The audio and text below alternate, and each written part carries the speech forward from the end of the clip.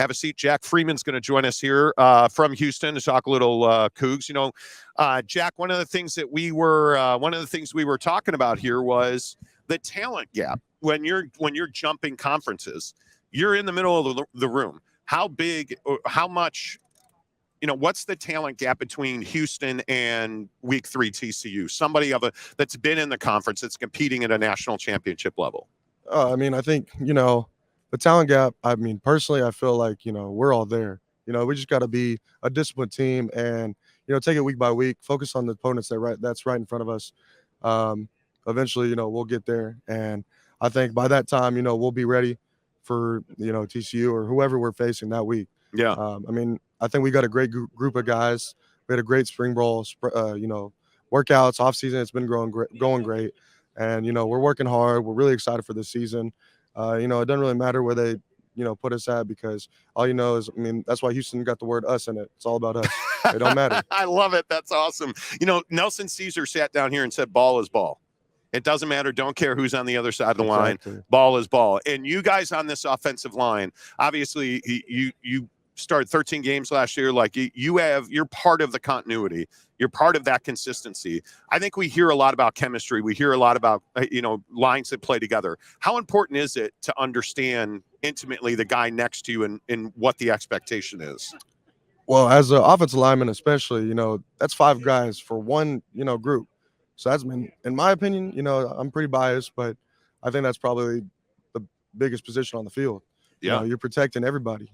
And it all starts with me. I'm the center. I got to snap the ball. I got to let the guys know what I'm doing, what they're doing to the left and the right. I got to let all 4 of the other guys know where they're going and where they'll be, and put them in the right places to make sure that we can go to the right places, which is the end zone. Yep. Right. Man, honestly, like, the biggest thing is making sure that, you know that you can trust the guy next to you. And by doing that, you have to do stuff outside of the football. You can't just be all about football all day. But that's not how you're going to get close to the guy next to you, because, that's why we're really close. We're really close offensive line. And we got a lot of older guys, which is really, really, really good.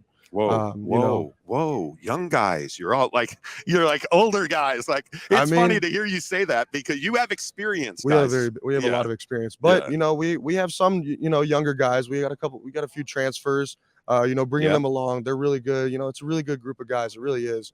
Coach Iman Nagavi, Coach Beach, Coach Shane Creamer.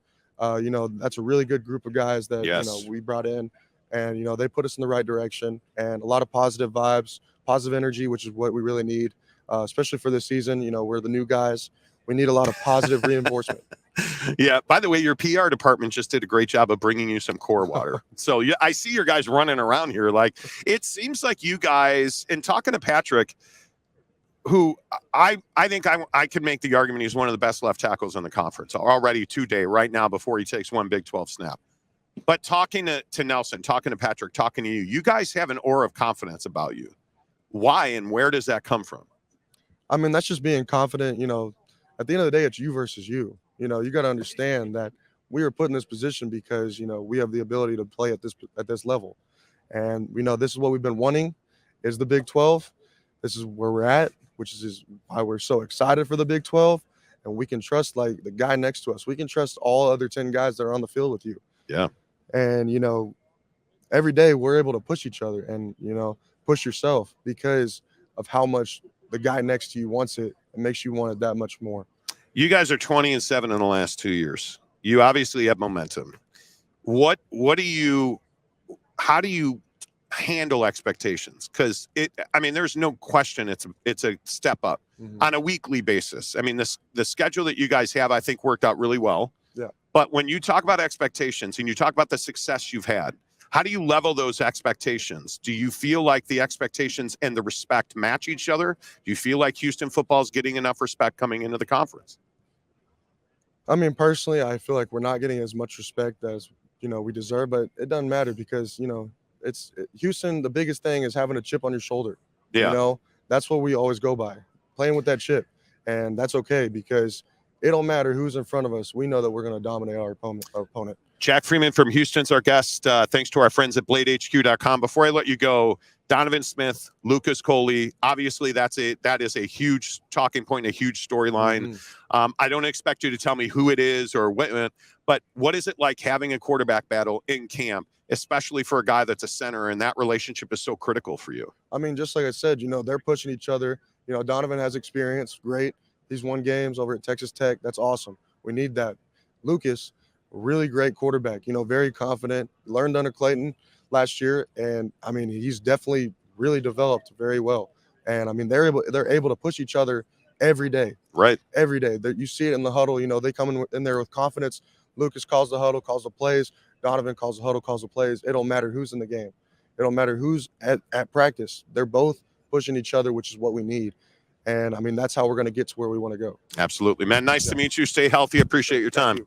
There you go. Houston, I'm telling you guys, I know. And it, again, not because they're standing here, but I'm telling you, we can say that, hey, Jack's talking about how they're going to win and how they're confident. I'm telling you now, this quarterback situation will resolve itself, and that offensive line, the depth and the quality on this offensive line at Houston, that is going to be the deciding factor. And when you listen to the confidence, that's two offensive linemen, the center and the left tackle, talking, and I don't even think being boastful.